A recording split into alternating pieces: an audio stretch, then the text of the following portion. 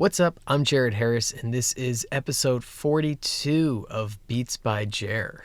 Today, I am excited to be joined by Justin Benlolo, lead vocalist and guitarist of the Toronto and New York City-based rock band BRKN LOVE. Since 2020, the power trio has released a pair of full-length albums, 2020's BRKN LOVE and 2022's Black Box, and now the band is gearing up for their third album, The Program, a 12-track record dropping on March 28th, this Friday. Here is my conversation with Justin Benlolo. Justin Benlolo, thank you very much for joining me today for the Spill magazine and Beats by Jer, and of course, huge congrats on the release of The Program. Yeah, thanks very much. Thanks for having me. Um, so before we talk about the record itself, let's look back at what BRKN LOVE has been up to for, I guess, like the last 5-ish years or so, right? You guys started in 2020, correct? Something like that. I've been getting asked that question so much recently. I don't remember how long we've been. 5 or 6 years, something like that. Fair. I mean, it's an impressive like career so far. Like 3 records in, which that alone is like a big deal, but like 3 really strong records. Could you like give some of the main talking points of what your band is about, what you guys have done in that time, for those who are just hearing of you guys for the first time? Yeah, sure. I mean, we're like, I would say we're like an alternative rock band. We're a bunch of young guys. I'm from Toronto, Canada. The rest of the guys are in New York City. Yeah, like you said, we're on our third record now. We've put out two before. In a nutshell, we're kind of like a very authentic, real, raw rock band. We don't mess around. We don't take anything too seriously. We don't really do anything we don't want to do. Um, and we're a very eclectic bunch. We play very energetic live shows. We're not tied down to any tracks or clicks or metronomes or whatever. We're kind of free forming it. We just like to have fun. We like to give people a very unique experience every single night. And yeah, we're a riffy, groovy, some would even say sexy rock band. Riffy, groovy, sexy rock band. Yeah, that's how That I describe the new record. Riffy, groovy. yeah. I mean, I think that's a pretty solid trio of adjectives for this one. Like there's a lot of like moody stuff on there that's really groovy. There's a lot of like just like almost poppy sort of like sexy stuff, and like the riffs like they just hit so hard. Um let's talk about the writing of this record. Around when did you start making the program? So it's kind of interesting because, excuse me, like, so the last album cycle ended. It was either 20, I think maybe it was the top of 2024 or something. And I had written a song like pretty shortly after that that was supposed to be for somebody else, actually. That song is called Diamonds. And I remember I'm like doing it, we worked on it together and I was composing the whole thing and making the demo. And like as I was listening to it, I was like, damn, this is a pretty good song. And then it ended up working out that, I ended up keeping the song and it kind of set the tone for the new record because I was like, oh damn, okay, I think I could do this. Because every time a record cycle ends, I go through like, can I do this again? Like, do I still have any good songs in the bank? Like, have I washed up? Am I dried out? And Diamonds kind of set the tone for the whole record. And shortly after, uh, because the album cycle was done, we were kind of waiting. You have to wait for more music to get recorded.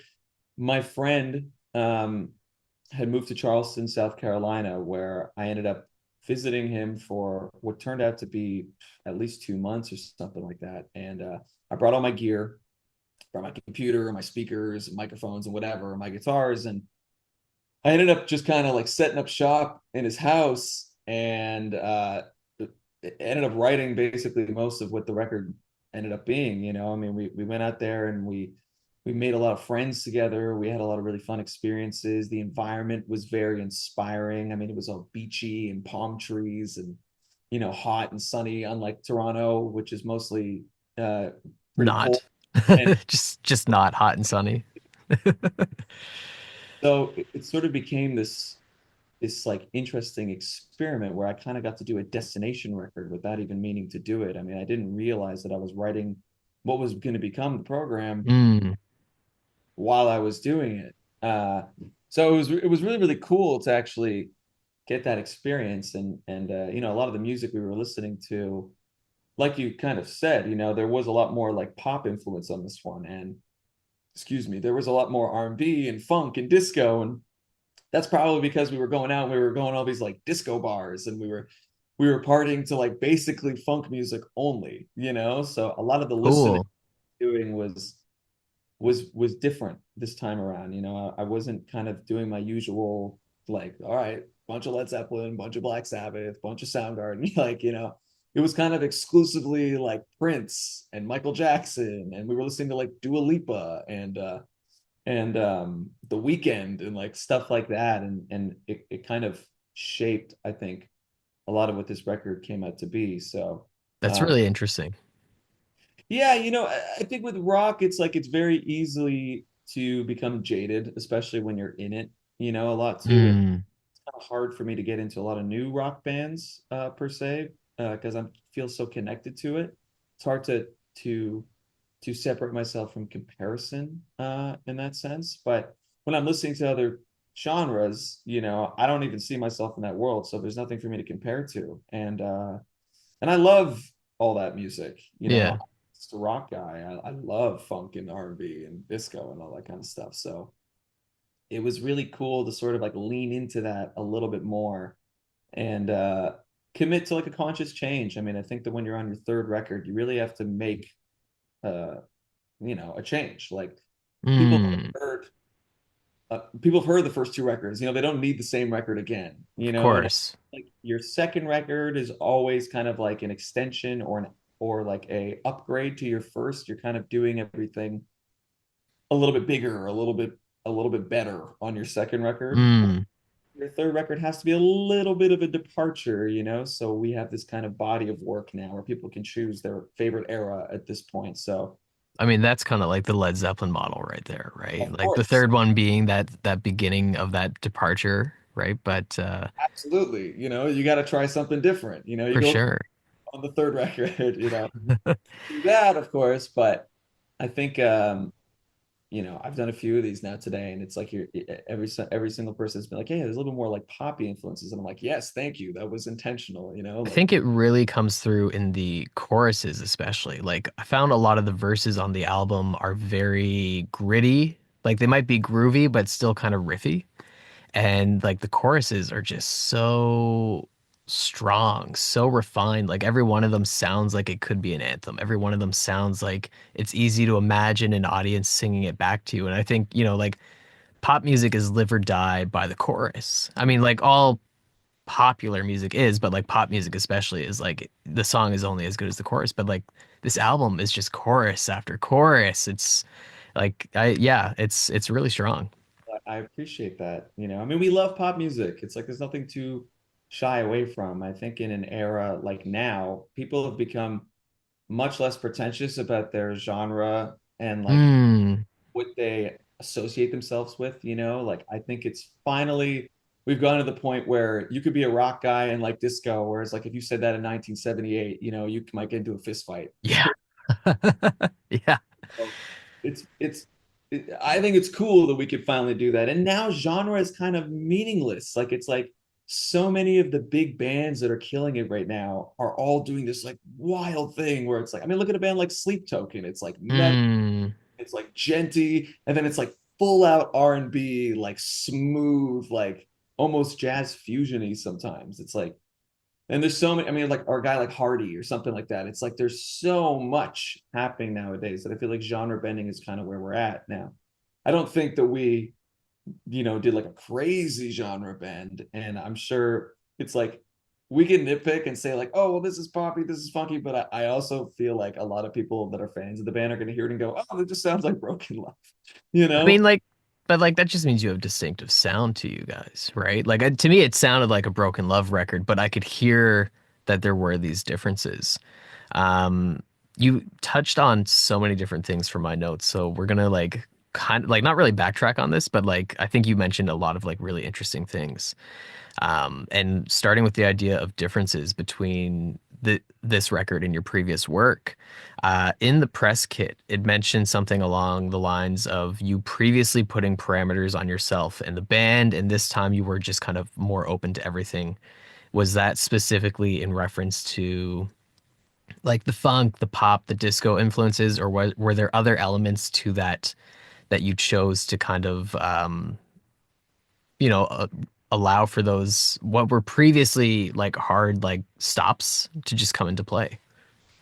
100%. It's like, just an example. I remember on our last record, Black Box, when we had written Like a Drug, I was so nervous about it because I was like, this is so poppy. This is so, you know, I guess poppy is the right word to use. I was nervous. I was like, is this what we do? Is this us? Is this what we're supposed to be doing? Lo and behold, it becomes like our biggest original single to date. So I feel like I got too precious about things and kind of put, the band in a box.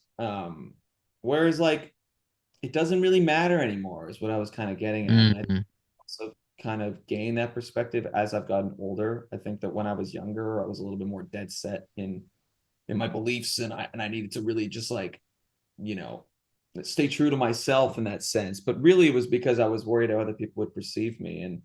And I've come to the conclusion that at this point, what makes it Broken Love is the fact that I'm singing on it. We're playing the music. Like that's what's going to make it sound like the band at the end of yeah. the.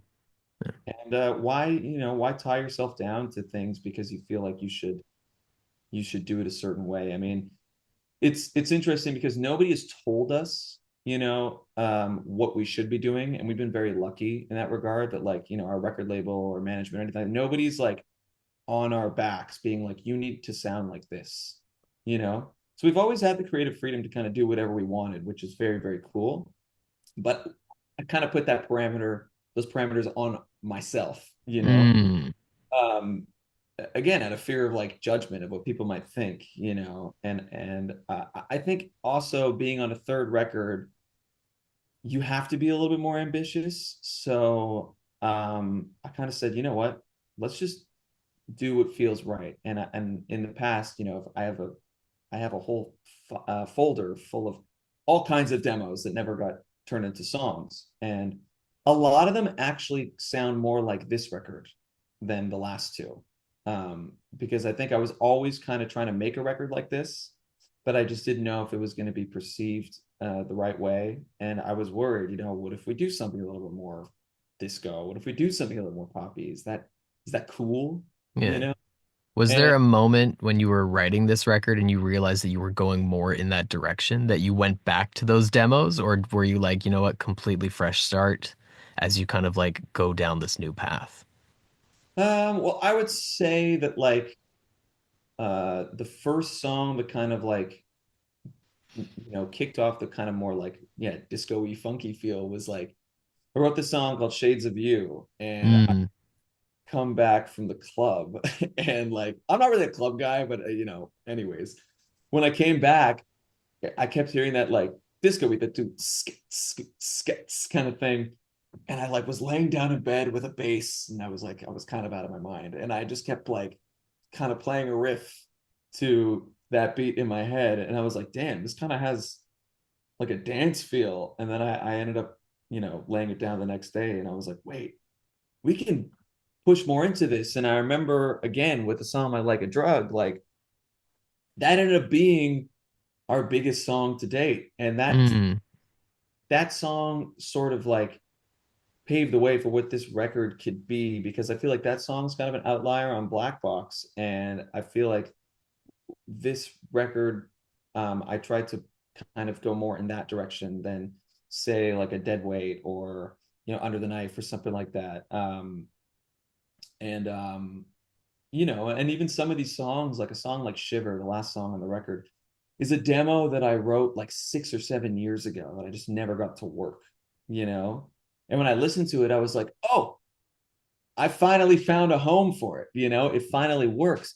Now, that song is not like a funky disco song at all, but just like certain things that I used to be that I used to shy away from all of a sudden were possible. I also think that in the past that I had less confidence as a songwriter, so I used to think things weren't that good. Mm. Where now I have a little bit more trust in myself and in my taste, and I'm a little more confident in the ideas that I'm putting forth. Whereas before, I used to doubt things a lot more.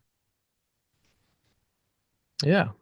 Yeah. I mean, on that idea, you mentioned that Diamonds was a song that you were writing for someone else.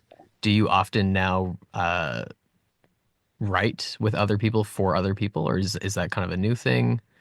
That was kind of like a one-off thing. I mean, I would do stuff like that. It hasn't been something that I've I've gone super into. I mean, I do work with another artist in Toronto, and I've produced some of his music, but it's not something that I've done a lot of. Hmm. Uh, but it is cool though to wear different hats. I mean, I've written songs for other things, and I've done all kinds of stuff that haven't been Broken Love that people don't know about. But like, it's fun to wear another hat sometimes because you get to stretch a muscle that you don't really get to work sometimes. And there is something really cool about not being precious about it because then those parameters basically go away when you're writing for somebody else because you're like, well, I'm not the one singing it, so you get Yeah. more objectively um, than if you're doing it for yourself, obviously. Yeah.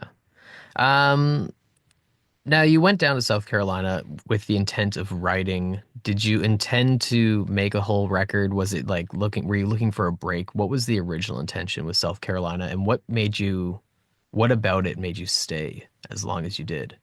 Well, we were kind of in a weird lull where the album cycle had just ended, and then I had a lot of shifts in my team, just business wise. A lot of things that were happening on that end that I couldn't control that just needed to happen. So not only was the album cycle over, but I basically like had to wait for things to sort of figure themselves out. So Mm, I had a bunch of time no matter what. I had at least 6 months before we were going to do anything.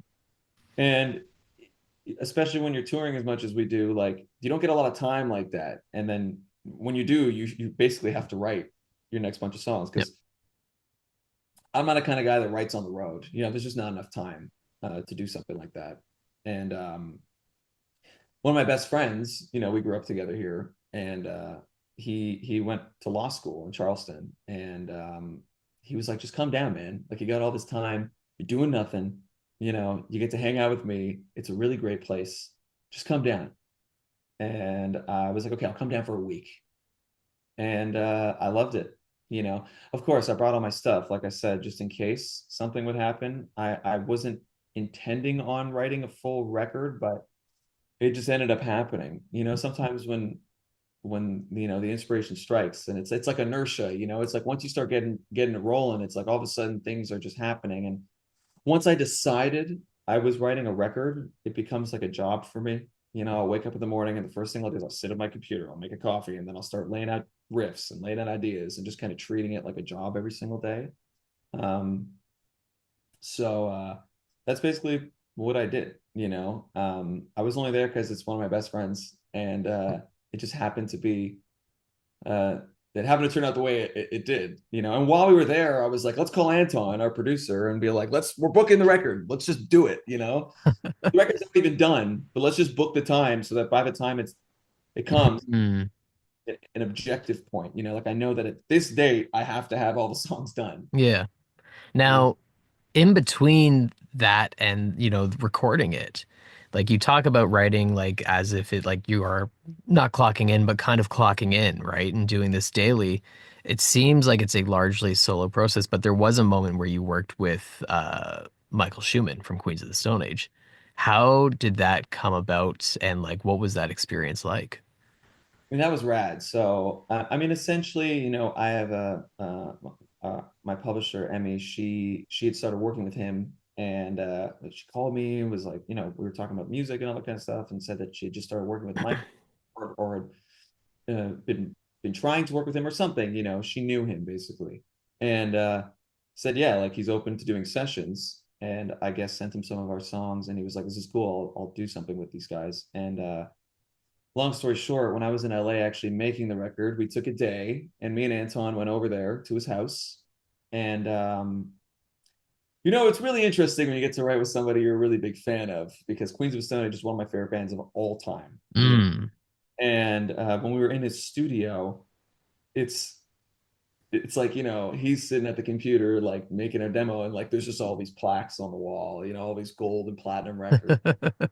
And I'm seeing basses and amps that I've seen in live footage, and and you're not you obviously have to play it cool. Like I'm not gonna sit there and be like, oh my god, but um we got along very, very well. And as soon as he started playing the bass, he was playing this acoustic bass, and he basically started playing the riff of 2020 Vision like almost immediately. And while he was playing that, we were like, okay, that's it. That's the Queen sound. Like this is it. Like, It's so distinctive, and it but fits so well with the Broken Love sound. well, thank you. I mean, we've been trying to kind of get into the Queensy side of things, which is very hard to do. And it's like it's funny when you like try to think about how it works and how they would do something, and then you're sitting with the guy, and as soon as he starts playing, like first thing he starts playing, you're like, oh, that's it. That's the sound. Like Mm. what these guys sound like.